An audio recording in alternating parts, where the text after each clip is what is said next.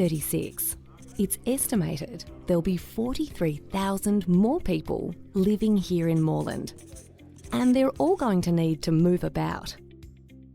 To walk, cycle, drive, bus, tram, train, use shared vehicles, and whatever technology emerges next. Smart, effective transport is vital. So Moreland Council has plans to help keep us moving now and into the future. Our road network is already congested and more cars will only make that worse. We need to limit the number of additional cars travelling and parking around our city if we want to keep our quality of life or make it better. Building wider or more roads isn't the answer. There just isn't land available without immense cost. The answer is in making other forms of transport more attractive, practical, accessible and available. We're lucky. Parts of Moreland are rich with transport options. In these areas, there are more opportunities to change the way we move around, and we're working to create even more transport options for everyone throughout Moreland. We're going to give more space to pedestrians and cyclists and work with the state government to improve public transport. We want residents who move into new housing that's close to public transport and shopping areas to bring fewer cars with them. We're encouraging this by allowing fewer spaces within these new buildings and continuing to limit access to on-street parking permits for these new residences. This will only happen in activity centres and not in other parts of the city. Parking restrictions already exist in many parts of the city, and we're going to extend these to better manage parking in and around our business and shopping areas. We don't want the sought-after parking in these areas taken up all day by just one car. We want to ensure the spaces can be used by multiple people visiting our shops, doing business, using our facilities, and spending time in cafes and restaurants. Of course, for some people and situations, car travel is a necessity. We're not stopping that. We're encouraging viable alternatives, because small changes can lead to big differences. That change starts with us.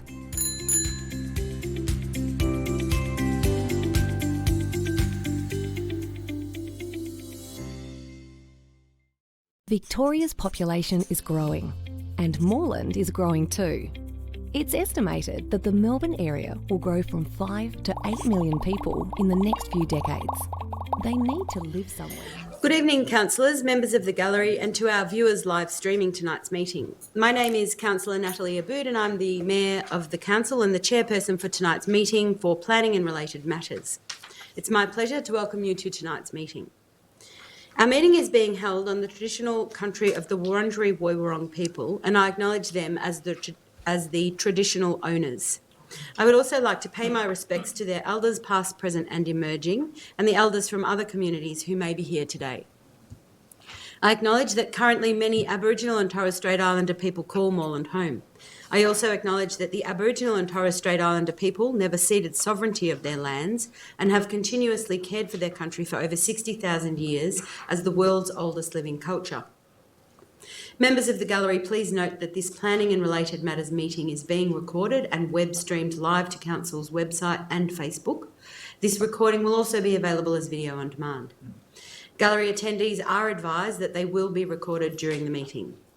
Councillors, just as a reminder that in line with the adopted councillor conduct principles as outlined in the Councillor Code of Conduct, councillors should ensure that they conduct themselves in the meeting with integrity, impartially exercise their responsibilities in the interest of the local community, and not improperly seek to confer or advantage any person. This behaviour will support principles for leadership and good governance that secures public confidence in the office of councillor. Members of the gallery, in the event of an emergency or disruption, we may be required to take action to ensure the safety of attendees. Please follow the directions issued by council staff and security officers. Thank you for your understanding and cooperation.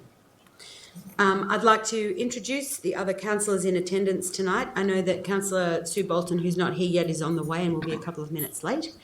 Councillor Anna-Olivia Carley-Hannon, Councillor Helen Davidson. Good evening. Councillor Jess Dorney, the Deputy Mayor, Councillor Mark Riley, Councillor John Kavanagh. Good evening. Councillor Dale Martin. Councillor Lambros Tapnos. Good evening. And Councillor Oscar Yildiz, JP.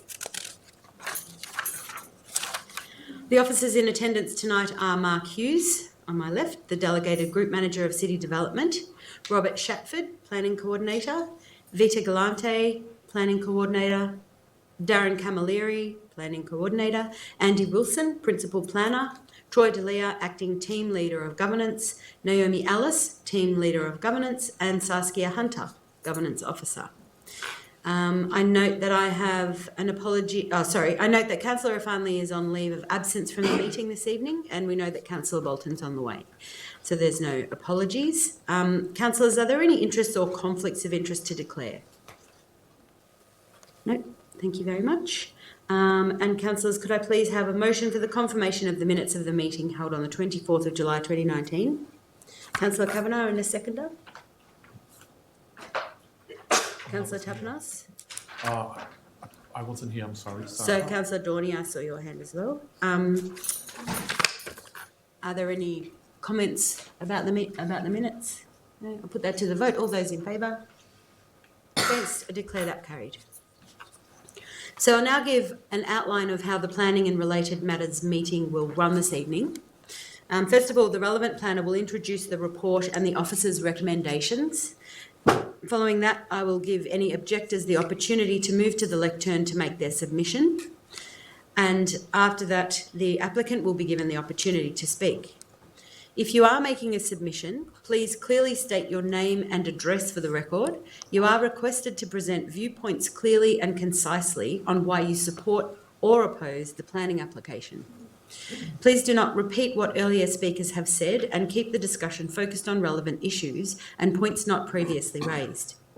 If you are opposed to the planning application, would you please inform the meeting why you were opposed and suggest an alternative approach which would satisfy your concerns?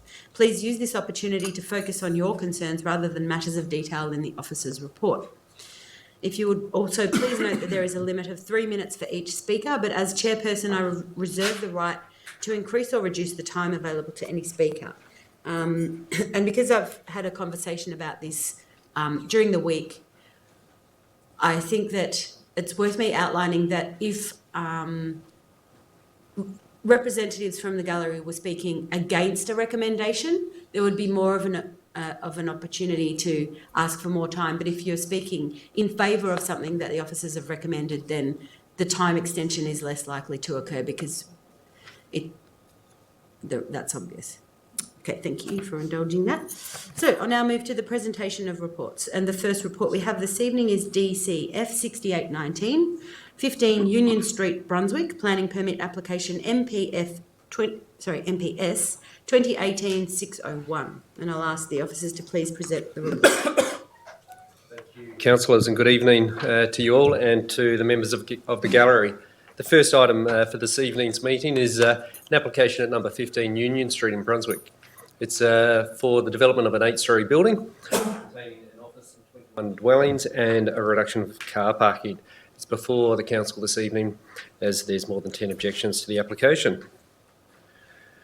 The subject site is located within the Brunswick Activities Centre. It's in a mixed-use zone and an area identified for significant housing growth. In terms of the location, there's preferred building heights, maximum building heights and street wall heights. The preferred height in this location, I believe, is 25 metres. The proposed height of the building is 26.2 metres. And the street wall height, councillors, is 8.2 metres to Union Street, with the preferred height of 5 to 8 metres. In terms of its location, it's to the immediate east of the Jules Station redevelopment and about 100 metres west of Sydney Road. So again, showing you the site and the context. So as you can see, it has a abuttal to both Little Gold Street and Union Street.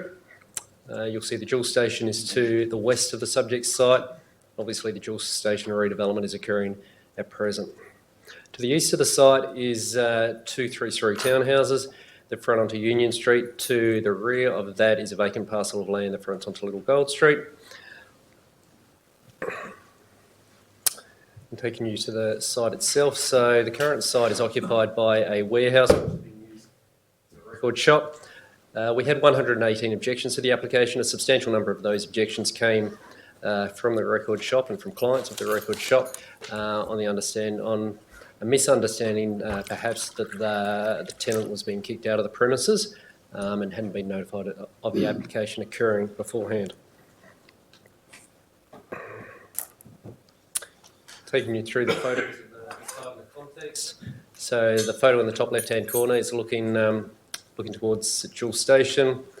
The photo at the top middle, number 13 Union Street, the two three-storey townhouses. Number 20 Union Street is a three-storey apartment complex opposite the site. And the photos at the bottom of the screen show both 15 Union Street and 13 and 15, and number 13 Union Street from Little Gold Street, so the rear interface.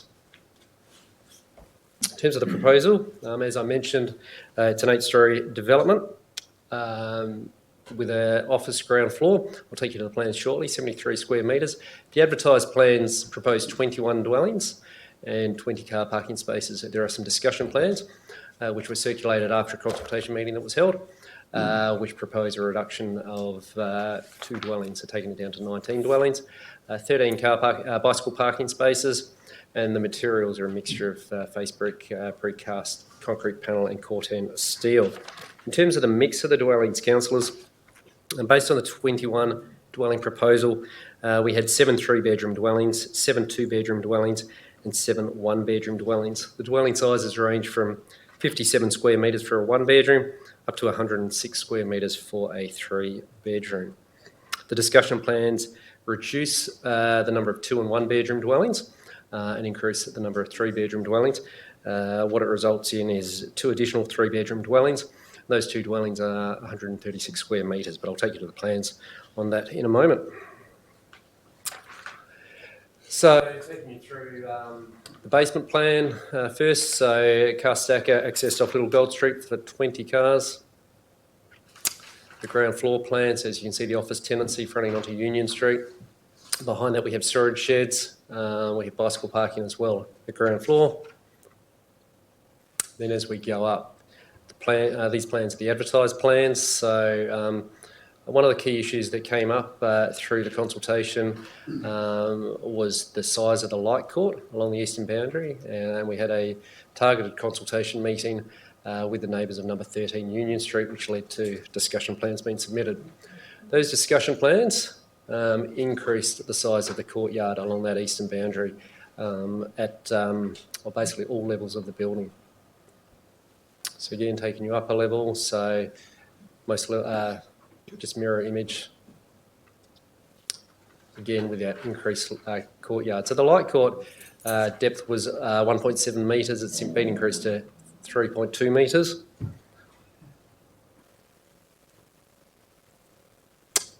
And then at the 6th and 7th floors, so the top 2 floors, is where we've had the most significant change with the discussion plans. So going to a light court of 3.2 metres by 9 metres in length. So extending back a fair way to the site, into the site, with a 2-bedroom and 1-bedroom unit at the south end of the site replaced with a 3-bedroom dwelling. The roof plan, I've put that up on the screen. The green hatched area indicates how the roof would sit based on the discussion plans. So the advertised plans had a roof deck which was basically up against the private open space area, or potentially overlooking the private open space on Union Street. That's now pushed back with the increased light court. Just taking you, so the north elevation being to Union Street, south elevation being to Little Gold Street, the west elevation and the east elevation. So consultation, as I mentioned, 118 objections were received. The key issues, equitable development on the neighbouring property. Part of that related to the light court and the impact of the light court, amenity impacts to the neighbouring dwellings and impact on the existing business. As I mentioned, we had a targeted consultation session on the 29th of May in which 2 objectors attended. In terms of the key considerations for this proposal, it achieves acceptable outcomes against Clause 58 of the planning scheme. The car parking requirements are satisfied. We've asked for one bicycle space per dwelling through conditions. It's respectful to the prevailing and preferred neighbourhood character. Just on that, the building is a similar height to what has been approved and will shortly be under construction to the west on the dual station development, and it achieves acceptable ESD outcomes. So based on that, councillors, the officer's recommendation this evening is an approval of the proposal subject to conditions. As I mentioned, implementation of one bicycle space per dwelling and adopting the discussion plans which have been tabled. Thank you, councillors. Thank you, Robert.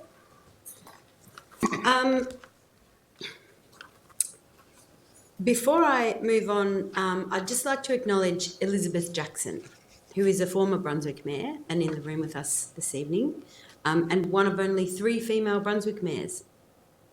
So welcome, and this is why it's good to have people who've been around for a while to give us this information, and avid historians. Okay, and I hope that didn't detract too much from the outlines of the application, and I'd now like to ask if there are any objectors or submitters who would like to speak. Come forward and let us know who you are and...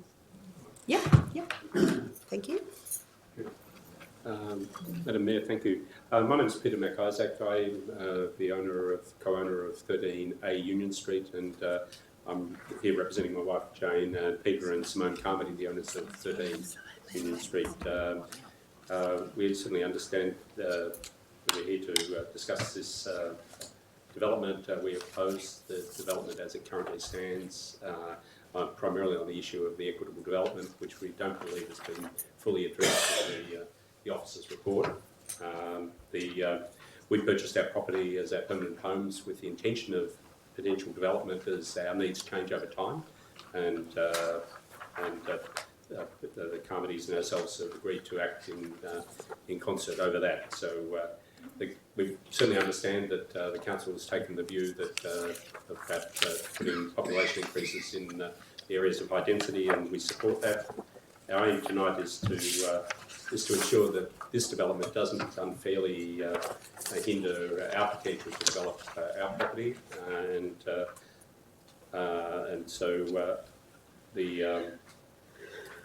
and we think that, and while we accept that considerable changes have been made in the proposed amendments, we don't think they go quite far enough. I'd like to call on our architect, Sarah Cooper, to address the technical issues, if that's acceptable to the council. Yep, that's fine. Good evening. I'm Sarah Cooper. I'm acting on behalf of 13 and 13A Union Street. I think we all understand the sort of concept of development equity, and this is something that you're trying to strive for, and it's in your sort of planning regulations as well as just an ongoing principle in the suburb. We're just concerned that the revision A or the without prejudice plans don't achieve development equity because they do not entirely satisfy council's policy for apartment developments in the Light Court, in that the Light Court is undersized. It's undersized on level 5, it addresses it in level 6 and level 7, but it's just still a little undersized on level 5. We're concerned that this would unfairly rely on 13 and 13A to respond to that deficiency by providing a light court abutting it to sort of increase the size. And we just wanted to note here that according to following current regulations, any future development on 13 and 13A Union Street wouldn't actually require a light court on the boundary abutting 15A Union Street because it's a shorter site and there's not as far between the front and the back windows, so we wouldn't actually need that for light or ventilation or any of the other BADS requirements. And so it's likely that a wall would go straight up next to the light court on 15 Union Street, and so we just wanted to make sure that any light court that they propose would stand alone and would sort of act in its own right. And so we're just concerned that it doesn't quite comply, and so that might make it difficult for us or for this site down the track. To be entirely equitable, we feel that the light court should actually be moved towards the south so that it's adjacent to both the Little Gold Street property as well as the 13 Union Street property. We think that this could mean that there would actually be a much larger light court sort of possible for the three sites if it's adjacent to all three sites. And so we prepared an equitable development diagram because that was omitted from the original application. And so I think that just clearly shows that should the light court move to the south, it could actually be a much nicer outcome for the 3 blocks, and it would also use the natural sort of light court locations that 13 Union Street and Little Gold would require. We also feel that if this relocation of the light court isn't supported by council, we ask that the floor plate on level 6 and level 7 is actually translated to level 5 as well, so that at least it actually completely complies with your planning regulations. And so that just means that, you know, should we look at developing down the track, we're not going to come across any issues there. And we feel like that is a very reasonable request because it's a very easy way to make the 15 Union Street light court comply. In summary, we say that the 15 Union Street development should be self-reliant in terms of its daylight provision and that it shouldn't need to borrow any amenity from 13 Union Street. We wish to be assured that any future development with a boundary wall abutting the light court would be acceptable based on current approaches and supporting the independent operation of light courts. Accordingly, we respectfully submit that the arrangement shown on the Revision A plans should not be supported by the committee, just as they are. And instead we ask that you impose a permit condition that requires the light court facing the common property between 13 and 15 Union Street to be redesigned to reflect the location shown on the image provided, or that it's redesigned by continuing that footprint down a level to fully comply with your guidelines. Thank you. Are there any other objectors or submitters that would like to speak? Yes, come forward.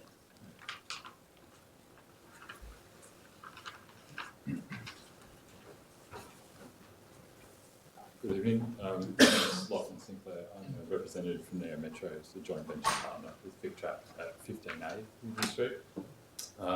We have one particular objection to this development, and that's to do with the light court, which is west facing. We're obviously under construction at the moment with the dual station precinct and about to commence work on the north building, which is immediately adjacent. We're concerned that the proposal will have a detrimental impact on the amenity of the adjoining development, including through unreasonable loss of daylight to the north and south facing bedrooms at each side of our light well. Our proposal is that the light court should be increased to match the width and depth of our light court, which was the outcome of discussions with Morland City Council at the time of our application and permit in 2015. And our final comment is that if council disagree with us that light court shouldn't be matched, that any boundary wall that does face onto our light court, and which is a bedroom outlook for our future residents, has a form of treatment to it that's equivalent to the opposing side, which is obviously visible from the streetscape. Okay, thank you. Sorry, I didn't mean to yell in the microphone then. Are there any other objectors or submitters that would like to speak to this application? I'll ask a representative of the applicant or the applicant themselves if they would like to come forward. Thank you.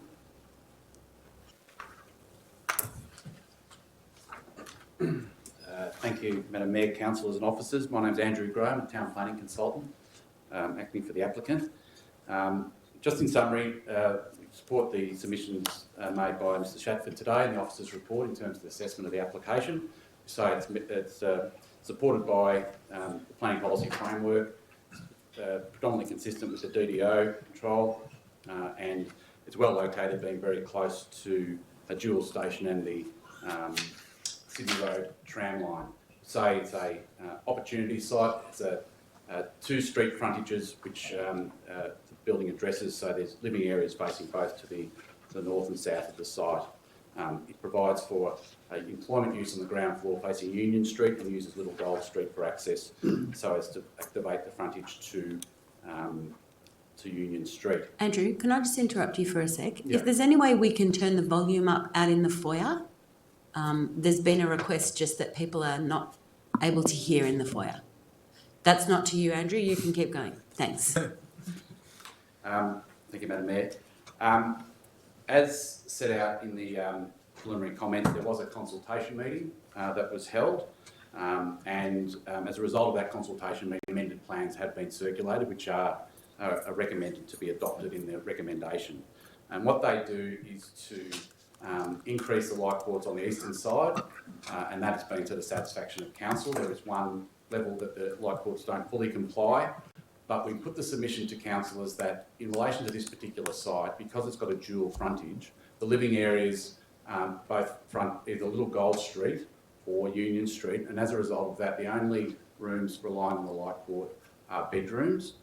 There's no living areas that are relying on that light port, and it is compliant. Now, in terms of the equitable development issues that are raised, at the consultation meeting, the neighbours did suggest that they would circulate plans showing what they were proposing to do on their site, which never eventuated. As a result of that, we negotiated with council officers the amendments and submitted those. In our submission, the light ports on the eastern side of the development are suitable to retain amenity on site, given they serve bedrooms, and they are fully compliant other than on one level, which there's a slight variation. We say that it is highly unlikely that council officers would support a development on the adjoining site which would provide for a wall straight up on a boundary, as proposed by Sarah in her submissions to you. We think that is an unlikely scenario, and as I said, we were not given the opportunity to make any response to any proposals on that site that was suggested that would be the outcome of the consultation meeting. So we support the officer's recommendation in relation to the eastern light ports. In relation to the western light ports, there are submissions made that they don't comply. We reject that. We would say that in relation to the development on our western side, that development is built straight to the boundary at Little Gold Street. It doesn't have any setback to the southern boundary in accordance with the DDO. And so as a result of that, their development sits right on the street at Little Gold Street, and as a result of that, their light port is extended. We have complied with the DDO setbacks to Little Gold Street, and as a result of that, there is a slight difference in terms of where the light ports sit. But we say that the light ports, as set out in the officer's report, from levels 1 to 4, they're fully compliant, and above that, 37.8 square metres of light port. And we say on a very small site such as this one here, we are a much smaller site than the adjoining site, that will provide an appropriate outcome. I would also point out that the windows on the adjoining south to the west don't face the site, they face to the north, the bedroom windows, and they face to the south. There's no direct windows facing our site. Thank you, Andrew. I'll have to stop you. Yep, so we just submit that the application is, as supported by the officers, is acceptable, and I've made those submissions in relation to equitable development and light ports. Thank you. Questions? Councillor Bolton? Would you, well, probably got a couple of questions. Yes. Would you consider replicating the floor plan in terms of the light well up from level 6 and 7 onto the level 5, like the first objector raised? And secondly, I was thinking with the bike parking, I mean, I've sort of got some concerns about the reduction of car parking, but I would think being so close to the city, for the dwellings that are larger than one bedroom, there should really be 2 bike parks for each of those dwellings, because realistically, if we've got, 2 people who are single or whatever living in those apartments, they're likely to have more than 1 bike. So I'm not sure everyone moves in and got more bikes and can be accommodated, then what happens? So those are my 2 questions. Okay, so in terms of the first question, our preference and our position is that we would not agree to the change to level 5 to make it as per the additional upper levels. We say that on a number of reasons. We say that because the assessment by the officers is that that is not required given their bedrooms. The other factor is that if we did that on that level, that would remove another 1-bedroom dwelling, and we'd have another 3-bedroom dwelling. And in that regard there, we'd end up with 10 3-bedroom dwellings, 10 3-bedroom dwellings, only 3 1-bedroom dwellings and 6 2-bedroom dwellings. One of the things that we say about this proposal is it provides a good mix of dwelling types. and we don't necessarily want to provide another 3-bedroom, and we prefer to keep a 1-bedroom and a 2-bedroom on that level. And as I said before, it's only bedrooms that are being served by that light court on that particular level. In terms of bicycle parking, we had discussions with council officers about that and have agreed to increase the bicycle parking to 1 per dwelling. It is a constrained site in terms of getting everything to fit. The car parking is provided, bicycle parking, storage and an office use. It would reduce the amount of office floor space if we had to continue to provide additional storage and bicycle parking. We are able to reconfigure the layout to get an additional bicycle parking in there up to 19. But in terms of getting it to 36, which I think is 2 per dwelling, or additional. Additional 2 per the 2 and 3 bedroom dwellings. Yes, so that would take us up to I think about 30 bicycle parking spaces. We are, I think, in a position where we have manipulated the layout to get it up to 19. We can get it to 19, but beyond that, it would be difficult.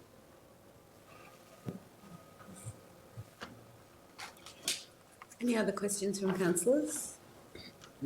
I'm just curious as to why you are providing so many car parks. I mean, you are squeezing a lot into this small site. I'm just wondering, I know you've already reduced it by a third, from 30 to 20, which is great, but you're in an incredibly intense, one of the most intense development areas of our city, and you're really close to dual station, tram lines and bus lines, and I'm just curious as to why. So can't require you to do that, but I'm wondering why so many.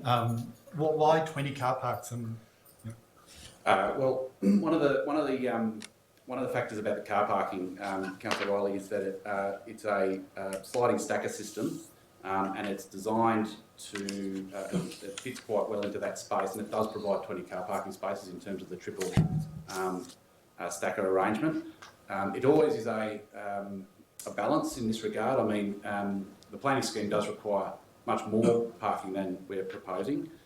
There are a number of 3-bedroom dwellings in this proposal, which require 2 spaces per dwelling. So we are asking for a substantial reduction in car parking already. And so I suppose from our perspective and our traffic engineer's assessment, that this was a reasonable provision. Notwithstanding, we accept that it is a very well-serviced area in terms of public transport, but that was the position that we got to as part of the application and discussion with council officers and engineers. Thank you. Any other questions? Yep. can I ask the officers a question? Yep. Can I just ask what status these plans and drawings have, please? They've been provided to us this evening. They were provided in an email which I couldn't read, and now I've got them here. I'm just wondering what status they have. And I understand those plans have not been circulated by the applicant, but have been circulated by an objector party. They have no status. There's no application in. Can I just get Sarah and or Peter to speak to that, because I know that, yeah, thank you. Hi, we submitted the equitable development diagram as well as a ground floor plan plus a typical feasibility layout for a floor plate about 2 weeks after the original meeting with council. It was emailed to Kate and I thought that was circulated. So I was surprised to hear that the developer and the applicant hadn't received it. So that was showing the new location of the floor plate of the light court plus the 7-storey development that we were currently looking at proposing. And then the one that we circulated tonight just had the updated light court placed over the top. It's just the red lines placed over the top to show that they had come a long way in terms of the size of the light court, but hadn't perhaps addressed the equitable development. So the one tonight was just an update with that shown on it, but we did formally submit an equitable development plan and a proposed feasibility study for that site about a month ago now. Mm-hmm. And sorry. Peter, did you need to add anything through Sarah while she's there? No, it's just that we have had communication with Kate, and as far as we're concerned, our efforts to put this concept plan in were submitted to council for consideration. Thank you. Councillor Riley? So Kate, I'm just interested in why you weren't talking to your neighbour. That's Sarah. Sorry, Sarah. Why aren't you not talking to why weren't you talking to the neighbour? Which neighbour? As in the applicant? As in the applicant. Sarah's the architect for... Yeah. So Yeah. I'm just wondering, because I was at the public information Yeah. discussion session where there was a lot of discussion about this. I've seen the outcome in the report. And then I'm hearing that there's been some sort of breakdown in communication. Yeah, well, we're surprised. We didn't have the details of the applicant, but we were I thought that we were communicating to the applicant through Kate because we had submitted all of the diagrams and the drawings that we had been requested to do so in the meeting to Kate. And so we just assumed that they had been received and then weren't incorporated by the applicant in the without prejudice plan. So we just assumed that we hadn't realised that they hadn't seen them, but we definitely would have been happy to have spoken to the applicant, but we're using council as a conduit for communication. Sarah, can I just clarify, at the consultation meeting, did you clearly outline, because you've already explained to us your design concept, did you clearly outline to everybody at that meeting what your design concept was? Yeah, absolutely. Because both couples are ageing, we were looking at a 7-storey building with 6 apartments that were 3-bedroom aged care apartments, and looking at a ground floor plane with parking and a small sort of cafe or commercial tenancy. And that was outlined on the plans that were submitted 2 weeks later. And you're referring to the PID, the public information discussion, is that right? Yeah. Yeah, we were with, I think, Councillor Mark Riley was... Yeah. Yeah, those ones. So did you see those at the PID? Yeah. No, we didn't have any drawings at that stage, but we just developed it up into a feasibility that we submitted 2 weeks after that meeting, as requested by Kate and Councillor Riley. Thank you. Okay. Are there any other questions from councillors? No? So I need now, please, a motion regarding this application. Councillor Riley? Thanks. I'd like to move the motion with an amendment to point C, which was circulated earlier today. So there'd be a condition on the recommendation, and I'll just read it out. Just up there. It'll be inserted at point C, which then renumbers the rest of those dot points under number 1. So 1C would read, at 5th floor level, the eastern light court increased in size to achieve a minimum dimension of 3.2 metres and a minimum overall size of 29 square metres without reducing any setbacks. And I need a seconder for the motion.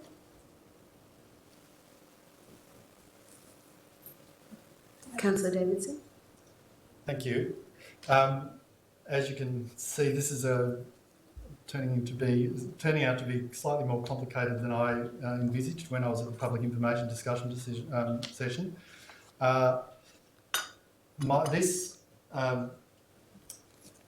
amendment, the condition, sorry, I realise which meeting I'm in. The condition that I'm proposing tonight would have quite an impact on the designs, and it would reduce the number of dwellings down to 18. So there'd be 7 three bedrooms. Sorry, getting this correct. Doesn't read right. 7 3-bedrooms at 106 square metres, 3 3-bedrooms at 136 square metres, 4 2-bedroom dwellings and at 87 square metres, and 4 1-bedroom dwellings at 57 square metres. So it is having quite an impact on the design. However, I think given the issues around the placement of the light court and the size of the light well, I'm suggesting we adopt this amendment to cater to the issue of light rather than the placement of the light well, even though these are the 2 factors that have been contested this evening. Otherwise, I think a lot is being squeezed out of this site, and even though it's getting a NATERS rating of 6.5 stars, I think, which is not bad. It's not up to what I think the current contemporary conditions could have. We can't require that under the scheme, but it's a shame that it's not coming with a much higher star rating, given the situation we're in with buildings and the cost of living. It would actually make it cheaper for people to live in these. I mean, there are some good aspects of this: rainwater harvesting, 3.4 kilowatts of solar photovoltaics, and there's high performance glazing. The issue on the western side is not something that I've been approached about with regard to the light well, and I'm relatively satisfied with the recommendations regarding that side of the building. I've been much more involved in the eastern side light well, so I think we've addressed most of those issues. I'm really concerned about people being concerned about the loss of Record Paradise, but it's something that will probably remain there until the lease finishes, which will be some time to the future, and hopefully they'll be able to relocate in our city, because I think they're a great part of the culture and what we provide in the mix of businesses in our city. We want to support that. Record Paradise has been put in touch with our economic development team in terms of that transition, and I understand the impacts it has on people. People lament the loss of these important institutions in our city. It's something we're all experiencing, and I think it's particularly acute in this neighbourhood where there's huge pressure and a lot of 6 to 8 storey towers being proposed right through the dual precinct. So while it's not an outstanding performing building, I think it's acceptable under the planning guidelines, and I think with this change it's going to cause some implications for the proponent, but hopefully it might be some sort of a compromise to get this through. Thank you, Councillor Riley. I forgot to watch the clock. Councillor Davidson, would you like to speak to the motion? Just to add to what Councillor Riley has also said, it does have ramifications for the building as a whole, and I think it extends the lever that Council has to achieve a somewhat acceptable balance for the parties involved, including the future residents of the dwelling, the surrounding properties, and for the applicant itself. So it's just about finding that balance, and I think it scrapes in as being acceptable. It's not something I'm overly excited about, as Councillor Riley has mentioned, but I think it brings it to that point. Thank you, Councillor Davidson. Are there any councillors that would like to speak against the motion? No. I'll put that to the vote. All those in favour? Against? Declare that carried. I'll throw to the officers to outline what will happen next. Thank you, Councillor Aboud. The Council have determined to support the officers' recommendation subject to an alternate, which includes condition 1C in the planning permit, I believe, in regards to 5, replicating the light court on level 6 and 7. All parties will receive a copy of the notice of decision. Objector parties will have 28 days in which to lodge an appeal through VCAT. The permit applicant has 60 days in which to lodge an appeal against any conditions contained herein. Thank you. Thank you, Robert. Okay, I'll now move to the next item, which is DCF 6919, 699 and 701 Park Street, 182, 184 to 186 and 188, and also 190 to 192 Brunswick Road, 2 and 4 Sydney Road, Brunswick. And these are VCAT amended plans, DC 19 320802, and I'll move to the officers to present the report. Thank you. Thank you.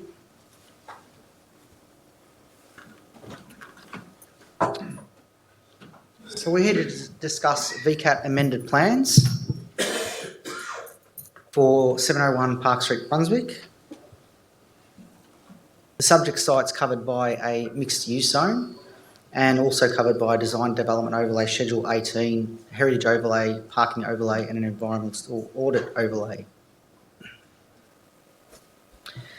It's in an area where significant housing growth has been identified, and it's within the Brunswick Activity Centre, and the preferred heights include 25 metres to Brunswick Road, 19 metres to Sydney Road and 10.5 metres to Park Street. It's an aerial image of the subject site, which is nestled between the 7-Eleven on the corner of Sydney Road and Brunswick Road, an apartment building south of the 7-Eleven, and to the east, more traditional housing. To It's bounded by Brunswick Road to the north and Park Street to the south, and is opposite Princess Park. In way of background, so the application was first lodged in December 2016 for a 13-storey building. It was amended in November 2017, increasing the height to 14 storeys at the tower element. And in June of last year, the application was refused on the grounds that the height of the central tower and the street wall heights were excessive. There were inadequate setbacks to the west, poor activation and visual amenity to Brunswick Road. There was inadequate bicycle parking, poor ESD, and demolition of the heritage substation. In November of 2018, it commenced a 10-day VCAT hearing, which early of this year. But VCAT concluded, and I'll quote from the VCAT interim order, the opportunity provided for a comprehensive development of a consolidated site is significant. The increased dwelling numbers, the intensity of the built form, and the substantial change that are proposed accords with the strategic direction set out in the planning scheme. We find the overall design concept sound. In these circumstances, we think there is benefit in providing an opportunity for the applicant to address our concerns through a preparation of amended plans. So the interim order gave the applicant an opportunity to respond to those specific concerns, which the applicant took up that opportunity and circulated plans on the 15th of July to respond to those concerns. So the remainder of this presentation addresses those specific concerns of VCAT and how the amended plans address them. Before I go into that, just a brief outline of the ground floor. We can see on Park Street they're still maintaining the 3-storey townhouses closest to the houses to the east, and then it steps up to the corner of Park Street. The tower element remains in the same location, in the middle of the site with a courtyard in the middle. It still maintains the childcare and now it retains the heritage building.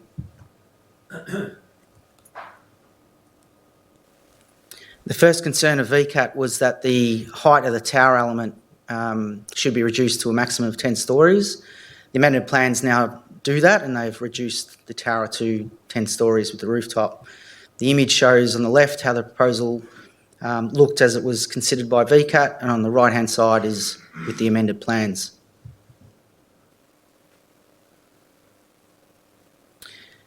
The next concern of VCAT was that there was a non-compliance with the building envelope of the DDO 18 as it interfaced with 180 Brunswick Road.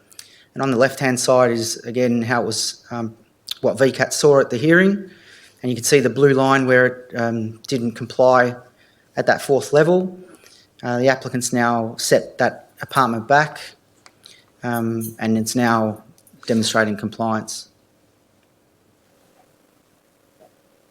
The next concern of the tribunal was that there needs to be a reduction in the height of the corner building to 6 storeys as it the corner of Park Street and Sydney Road, and that as it transitioned down, building B will be reduced to 5 storeys, and the amended plans now do that, and that's shown on the images that are on the screen. The next slide shows a different perspective of that same corner. On the left-hand side is what VCAT considered, and the right-hand side is the amended plans.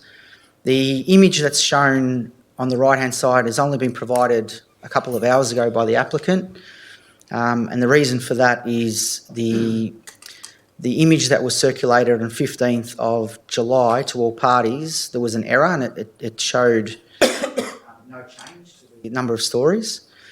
The plans that were submitted on the 15th of July did reduce the height. It was just that this perspective of the image was incorrect, and we notified, the officers picked that up and notified the applicant, and they corrected it immediately and have circulated it to parties today.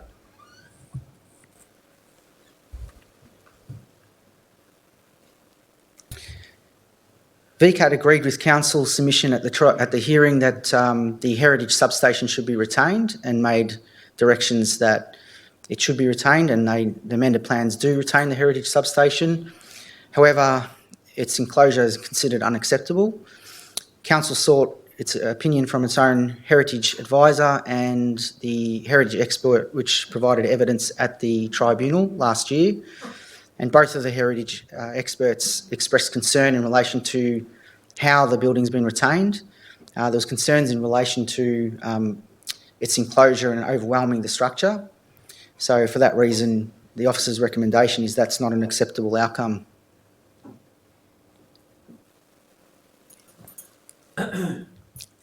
VCAT said that the pedestrian path and vehicle access point on Park Street, while the location was supported and the concept was supported, they weren't happy with having a shared pedestrian and vehicle pathway, so they required it to be separated from the pedestrian path. That has been done. However, the officer's report is recommending that form a ground of refusal, because the setbacks, the width of the pedestrian path at 1.2 metres is not considered wide enough to cater for 2 people to pass, and there's inadequate landscaping shown. So the officer's recommendation is that an extra 2 to 2.5 metres be provided between the townhouse and its tidal boundary.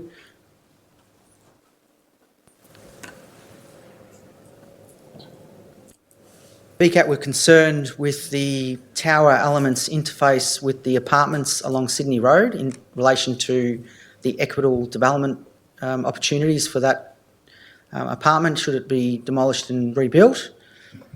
The left shows, you probably can't see the figure from here, but it's a 6 metre setback that was proposed. They've now increased it to 8 metres.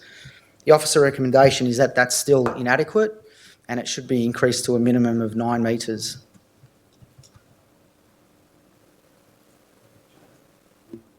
The tribunal noted that given the size of the site, that the Victorian Apartment Design Guideline standards should be complied with.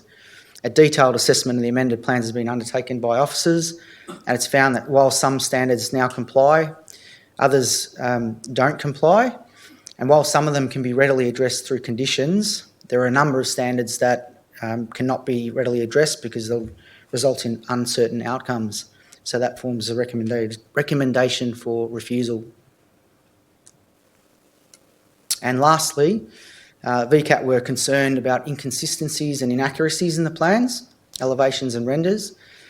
A lot of those have been rectified in the amended plans, but there are a few that remain, such as the number of bike parking spaces that are shown in one area of the plans are not shown on the basement plans where they're supposed to be located. So in summarising, the recommendation is that Council writes to the VCAT and advise that it does not support the amended plans prepared by Architectus dated 15th July, based on the grounds in which I've outlined today. And it also recommends that Council requests to VCAT that a hearing be scheduled so that it can put forward its submissions, and that Council notes the without prejudice draft conditions. Thank you. Thank you, Darren. I'll now ask, are there any objectors or submitters that would like to speak? Make your way forward. Thank you for the opportunity. Now, if that is okay with the council, you may be aware that there are 10 parties to this particular application, and so if it's okay, I'm actually speaking on behalf of 6 of those parties. Certainly, and I need your name. And can I just get an indication of how many people are speaking to the application? And I was about to get to that. So it's myself and two others. 3 others. 3 others. I'm sorry, Elizabeth. Okay, So that's I'll fine. keep And it- did you have an idea of how much time you feel like you need? I probably only need 10 minutes. So I'm really only taking up hopefully the 3 minutes of the 6 parties, if that's okay. Right. Just because, considering that you're speaking in support, I'm assuming, of the recommendation, and there are 3 other people to speak, and we probably wouldn't have 6 people speaking to the application, I'll just maybe ask if we can have a compromise between the 3 and the 10. Absolutely. Okay. And so if that's okay, what I don't plan on reinforcing what has already been stated by the officers, but there are some other points that are really important Yeah. items. And can I run one more thing by you? Sure. Would you be interested in hearing the other speakers and then you can focus on the bits that don't get mentioned? Would that work? I think I've sort of probably captured them all, and the other speakers will probably just reinforce the points as opposed to speaking at length. The reason being, I feel like I'm in a position to do that. I am the president of the group called Protect Park Street Precinct. Okay, so if we and- could just start that clock again, please. But I will keep it. Better to start with you, I think. Yep, that's fine. I just wanted to have the conversation And about I do respect the fact I really don't plan on sort of spending more time than is necessary or appropriate. I'll get on the bell if I think I need to. Please Thank do. you. But this is an important It is development, as you have all acknowledged. So my name is Christine Christian, and I am here representing Protect Park Street. We have 1,377 registered members from Brunswick, Parkville and Princes Hill. This includes the Parkville Association, and recently the Brunswick Action Group has joined our group. And the community formed this group in direct response to the original development proposal. We're not a random anti-development group. This is specifically to this particular development. We've now examined 3 sets of plans in detail, and we have attended each day of the 10 or 11-day VCAT hearing. But before I go into the... And I would like to point out that we are pleased that the officer's report does not support the amended plans. It also requests a further hearing at VCAT. We fully support this request, and as a group we're fully committed to getting an appropriate development at this site, and we will continue as parties to any future VCAT hearing. So before I go into our specific issues with the revised plans, it's also important to point out that the submission has been changed considerably since the March 6 submission to Moreland City Council, and the subsequent changes by VCAT. The proposal changes, both voluntary and mandated by VCAT, have rendered much of the supporting documentation reports commissioned by the applicant for submission as, in our view, invalid and in general not representative of what is being proposed. So much time has passed between the originally commissioned traffic study, as an example, that it's hard to believe that it is at all representative given the substantial change to the area. So, and if I can just set out our key objections to the revised plans, and we do note that this is, as was reinforced by the officer, this is the 3rd set of plans that we as a community have had to examine. The issues that that are of concern are in not descending order, but they comprise inappropriate height, non-compliance with DDO 18 and C134, overshadowing of Princes Park, inadequate setbacks of tower and blocks, the heritage building not being dealt with appropriately. The deep soil planting is actually 5% rather than the asserted 15% in the submission by the applicant. The childcare centre requirements do not meet the federal standards. Overshadowing of solar panels on the roof of an adjacent property at 180 Brunswick Road, unacceptable traffic management treatment, and the fact that City of Yarra and City of Melbourne are among the objectors. So very briefly, when it comes to height and bulk of the development, despite the changes, the proposal still falls short of creating a development appropriate and fitting of a site of this magnitude, exposure and sensitive location. Despite the VCAT mandated reduction in overall height, the applicant still exceeds the maximum street wall height and the preferred maximum building heights. We feel that the non-conformance to DDO 18 is both excessive and unwarranted. We expect Building A being reduced in height to meet the preferred maximum being 25 metres or 8 stories or less. And we also expect that Buildings A and B being reduced in height to meet the maximum street wall height of DDO 18. And just briefly by way of background, The specifications as set out in C134 do refer to height restrictions of 25 metres, and the panel noted back then that the site warranted further review, so it wasn't ever conclusive anyway, and that really is an important point. DDO 18, as you know, stipulates that the maximum preferred height for the site is 25 metres. The applicant's plan puts forward a proposal for a building that is 38 metres high, exceeding the maximum preferred height by over 50%. When it comes to heritage, and that has also been pointed out, but the treatment of the heritage substation in the applicant's plans do not respect the important cultural and heritage nature of the pre-existing building. Instead, the proposal seeks to enclose, overwhelm and envelop the heritage substation, significantly reducing the building's contribution to the existing streetscape. We've seen many redevelopments on other sites that have respectfully considered the heritage nature of pre-existing buildings, and we don't accept the fact that we don't accept the proposed adaptive reuse of the substation. We consider the most respectful treatment of its heritage nature for the newer proposed construction to have a large degree of physical separation between the new and the old. Then moving on to non-compliance, and in particular clause 58 of the Moreland Planning Scheme. We note that despite a redesign by JW Land, the applicant, the apartments still have considerable shortcomings in relation to clause 58 of the scheme. The variations sought are excessive and, in our view, unreasonable. Another example of non-compliance, and this is the developer's own assessment, is that only 76 out of the 209 dwellings will meet requirements for effective cross-ventilation.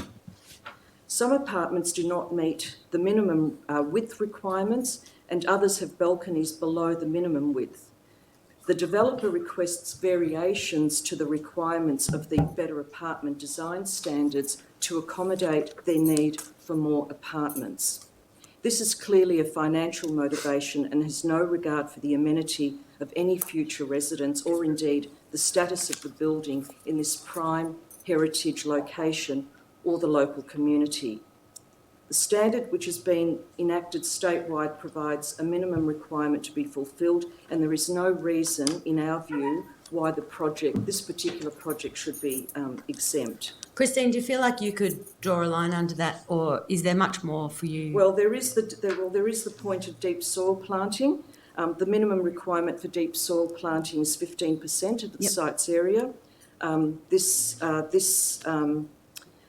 This proposal is seeking less than 5% of the site area, and we have our own evaluation to support that. The only reason I'm questioning the I'd like time... to hear the rest. Yeah,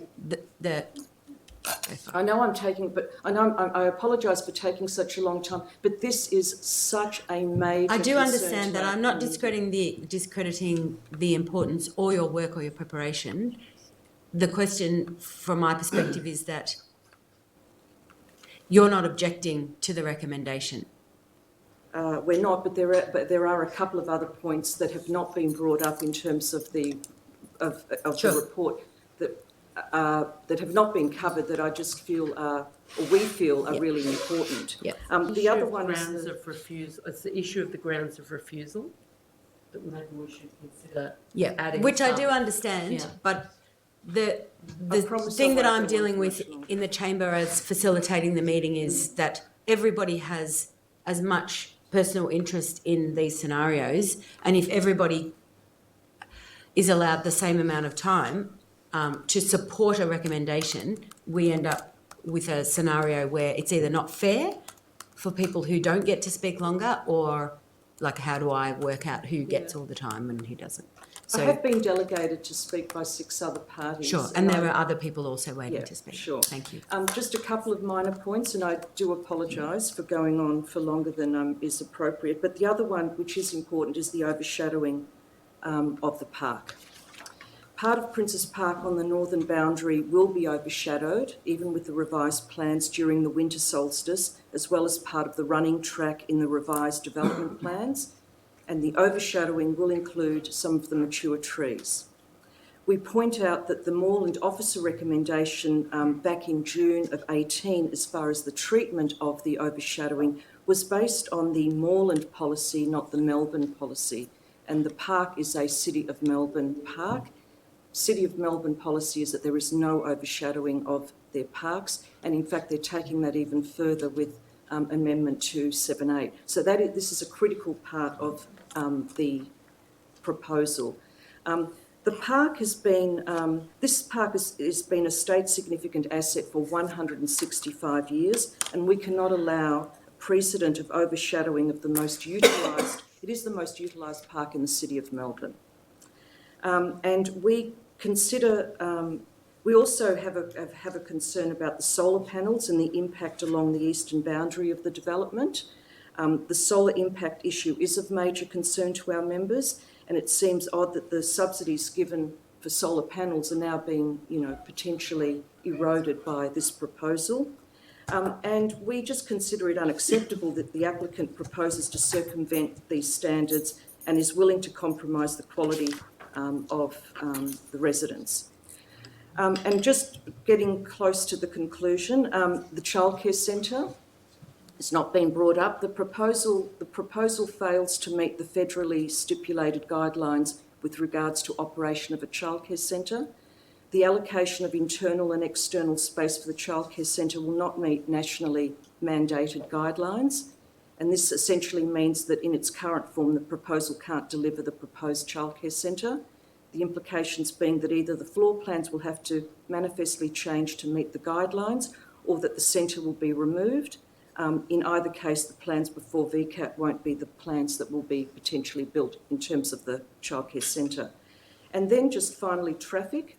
Traffic is proposed for a single exit and entry point into Park Street, and we point out that half of Park Street is in the City of Yarra, the other half is in the City of Melbourne. There is a median strip to be negotiated that's currently used as street parking, and decisions regarding traffic management need to be taken in consultation with Melbourne and Yarra councils, and we note that safety of cyclists, particularly on Park Street, is a current planning issue currently live for Yarra. So we believe a more thorough, independent and substantive traffic study is warranted that takes into account all three councils. Christine? That's it. I'm just about Thank finished. you. Because what will happen to me is I'll start to get bashed from other councillors, and it won't happen in this meeting, but it will come back to haunt me. So I do need to move on if that's okay, and let other people please speak to the application. And obviously I don't mean physically bashed. All right. I'll just finish by saying that this is a development that will... Yeah, totally agree. Thank you. Who would like to speak next?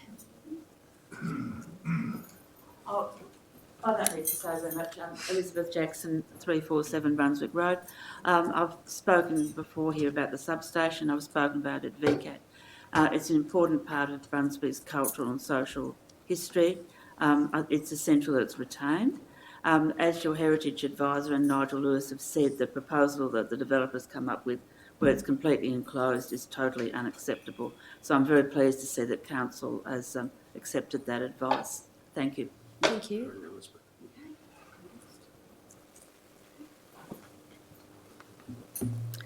Okay, my name is Naomi Matthews.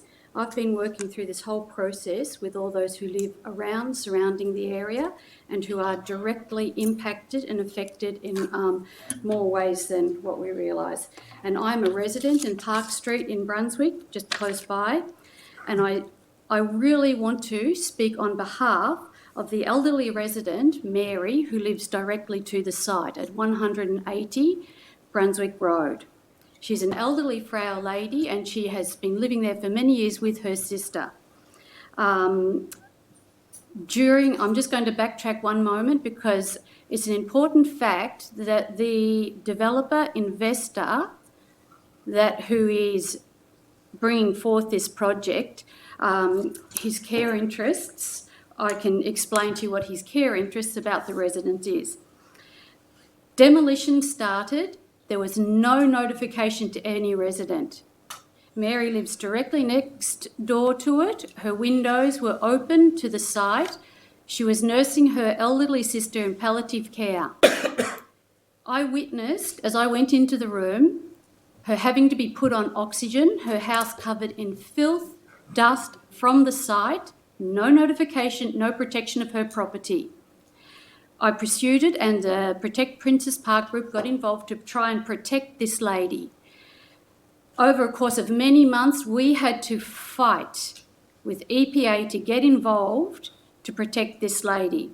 And I watched as she deteriorated rapidly, and I solely believe that it brought on her death.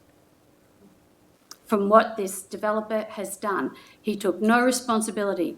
I stood up and listened at VCAT as this was explained, and the response from the lawyer, the QC, who witnesses here said, well, just unfortunate that these things happen in the name of progress, and that we actually would be interested in purchasing the property to be absorbed into the development.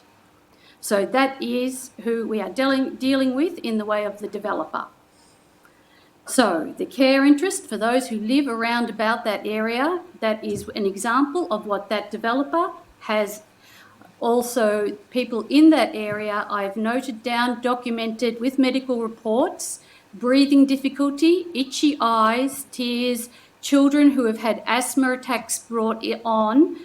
It was discovered, and it has been discovered, and we've had work done that the site is so toxic it may never even able to be reused. Asbestos was dug up accidentally, they didn't even know it, nobody knew about it. And we have all been subjected to it, no notification and nothing being done about it. So please understand my passion in this as someone who lives with my family and friends around about having to deal with this, and entrust that this developer has our interests at heart because it hasn't been displayed. Now this elderly lady, Mary, she asked me not to mention her sister's name because she does not want her sister remembered for this reason.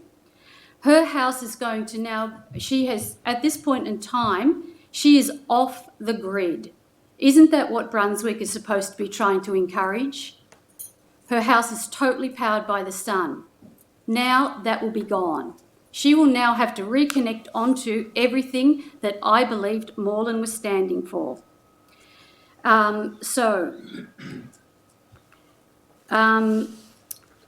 So her panels will be overshadowed, and along her boundary will be walkway for public and whatever use, and it seems that the developer is trying to from the residents and from looking at this, what it appears is the developer is trying to squeeze as many apartments onto the site as he can to make as much money as he can, and that's the bottom line.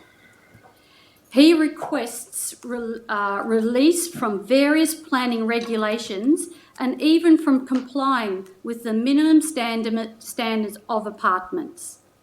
This shows he doesn't care either for the existing residents or for the building livability and homes for the new residents who we welcome to Brunswick, but as I've mentioned, non-compliances with regulations should not be allowed. Who benefits? Naomi, can I ask you to start to wind up, please? The Chinese developer, investor. Who suffers? The neighbours who lose light and amenity. The elderly lady, Mary, at 180 will suffer intensely. She will now have to be paying bills. Why should she have to do that? To deal with the complexities and the costs of joining to a grid because her home will no longer be powered by sunlight. She suffers and the residents so that the developer can make money.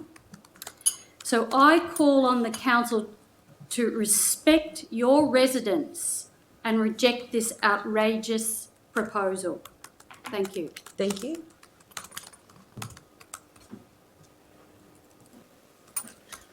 Nick Dolby, Holbrook Crescent, West Brunswick, former resident, Brunswick Road and Park Street, Brunswick. I'm speaking on 2 points. First point is on the heritage substation. I welcome the strong grounds for refusal based upon the heritage substation and the inappropriate heritage response. However, I will remind councillors that under the Borough Charter of the Economist Convention, readaptive use is in fact the best way to preserve heritage buildings, having it actually functional. Moving on, pedestrian path on the eastern boundary.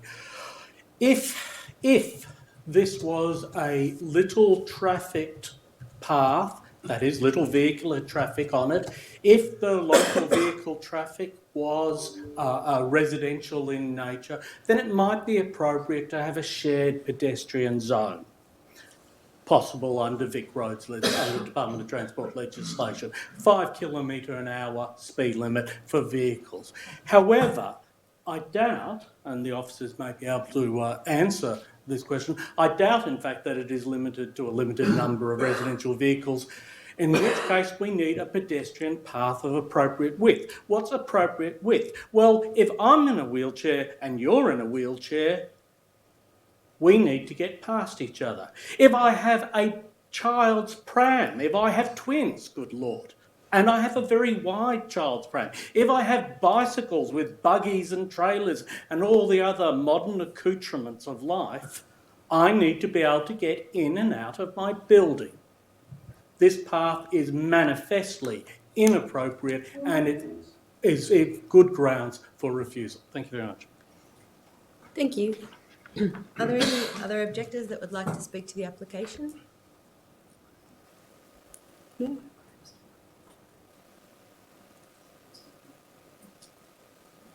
Questions?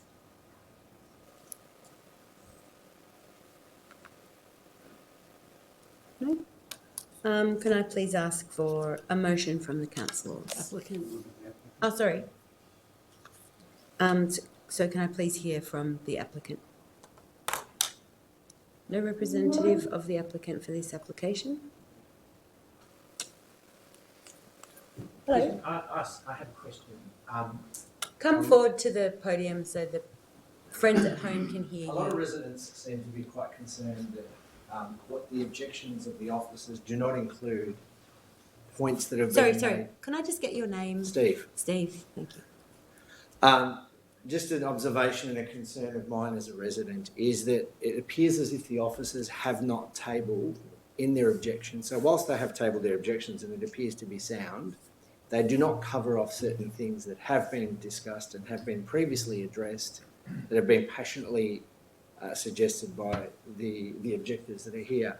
My question to you guys and to the officers in specific, will you consider those as being your objection, whilst being admirable, still not sufficient enough and inclusive enough of all the objections that are being raised, which do touch on legislation and pure amendments and more, as it appears?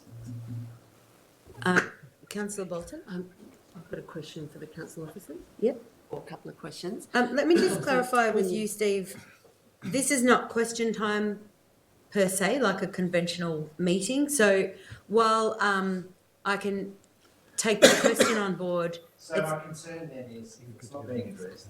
Yeah, so if we could maybe hear from Darren in response to that,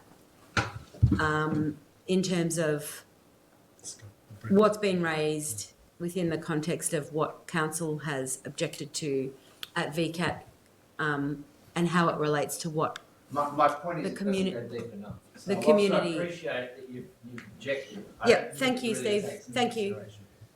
Yeah, thank you. I note a number of concerns expressed today by residents. The scope that VCAT have provided in the amended plans are limited. So, for example, the issue of deep soil planting, paragraph 222 of the VCAT decision, it notes that the deep soil planting is acceptable. In relation to overshadowing, at paragraph 159, the VCAT decision says that the overshadowing impacts are acceptable to the solar panels. So the scope that council have to respond has been ring-fenced around the issues that VCAT have explained in their interim decision. So that's why the officer's report has been constrained in terms of just addressing the issues that the VCAT have said were a concern. Yep. Does that make sense, Steve? Well, actually, that's, yeah. Councillor Bolton. So, okay, that's useful for understanding why council hasn't included some of the grounds for rejection that were recommended by the first objector. I'm wondering, on the question of overshadowing of Princes Park, what does VCAT give a reason as to why they wouldn't have consideration for the local planning scheme of the City of Melbourne, which, you know, doesn't accept overshadowing of its parks, and also the issue of the childcare centre? I sort of asked a question via email during the discussion, and it does seem that it's a federal legislative issue rather than a planning issue, but that'd be good to understand for me and people here to understand the issue about the childcare centre and why that couldn't be a ground of refusal. And probably, I mean, there are a few other and some other important points that have been raised around, you know, the high number of high percentage of dwellings that don't meet cross ventilation requirements, etc. So those all off bounds because VCAT's already accepted those. Thanks, Aaron. The decision is a very long one. It's approximately 300 paragraphs long, so I haven't got all the answers to your questions other than to say the question of overshadowing to the park was considered by the tribunal and a determination made that it was not an issue that needed to be addressed by the applicant in relation to the issues that were within scope. So that's the response. And anything to do with the childcare or So the group manager, do you have anything to add that you can add to that? Do you want to talk to the childcare centre? Yeah, so Thanks, Aaron. there are guidelines in relation to childcare facilities that are outside the scope of the planning scheme. So that's why it's not considered as part of this hurdle in terms of getting a planning permit. That's not considered. There'll be regulations in terms of how many, I'm not an expert on those federal legislations, but I understand there's the number of places versus how big they can be, and the outdoor play areas needs to be considered, but it's not forms part of the planning scheme, which is why the VCAT decision has not discussed that issue and its concerns. Thank you. More questions? Are there any other questions from councillors? Just one. Councillor Riley? Just with regard to the overshadowing, I know it's not a matter that's coming up, but my understanding is that some of the reduction in the heights means that the overshadowing will be reduced somewhat. Is that correct? The changes that are required by the VCAT will result in a reduction in the overshadowing, and in the decision there is comment that VCAT note that would be an outcome of the changes sought by those comments. And I do also note that Melbourne City Council withdrew their objection, which was primarily based on that issue. And just, did you have a question, Helen? No. No. If I can just ask a question regarding the remaining resident of the next door house with the solar panels. Would even 3 stories of height be overshadowing those panels, or is there anything that we can do in terms of a compensation for scenarios like we've seen in the past where solar panels have been relocated, or is there anything that can be done in terms of that situation from our perspective as the council talking to planning matters? I wouldn't be able to answer the question about what would have to happen to the building in such short notice to improve it to what level.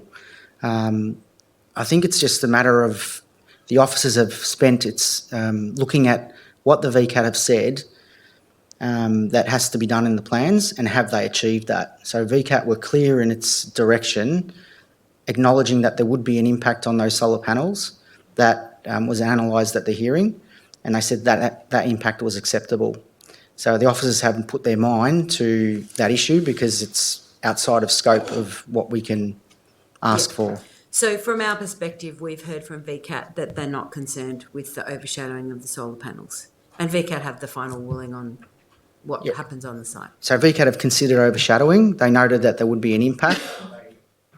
Have said that that impact would be acceptable. Thank you. Are there any other questions from councillors? No. If I could have a motion, please. So Councillor Yildiz and Councillor Bolton to second. Councillor Yildiz, would you like to speak to the motion? No. No, because it's pretty obvious. Councillor Bolton? I will say just a few words. It's a shame that VCAT has, I certainly support rejection of this application.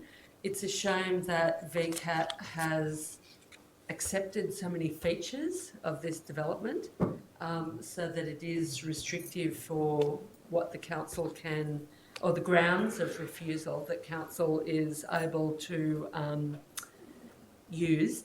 But I think it is important that the council rejects this, and I certainly hope that it is a unanimous decision from council to reject this development.